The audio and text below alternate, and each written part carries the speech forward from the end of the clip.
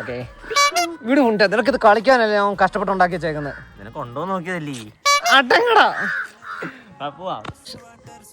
അളിയ നിന്റെ ഫോൺ ഇങ്ങോട്ട് വന്ന്.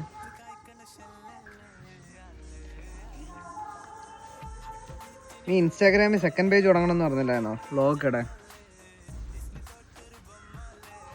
തുടങ്ങിയിട്ടുണ്ട്.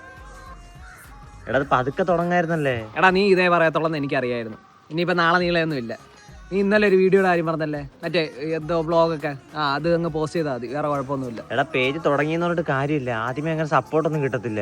എടാ സപ്പോർട്ട് ആരും വിട്, അത് ഞാൻ നോക്കോളാം. അതിൽ പറഞ്ഞാൽ കേട്ടാ മതി കേട്ടാ.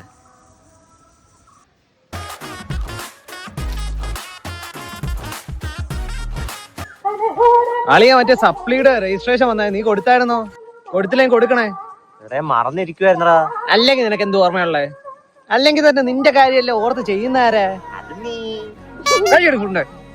നിങ്ങൾക്കുണ്ടോ ഇതുപോലെ നമ്മുടെ എല്ലാ കാര്യങ്ങളും നോക്കി കൂടെ കട്ടയ്ക്ക് നിൽക്കുന്നൊരു ചങ്ക്?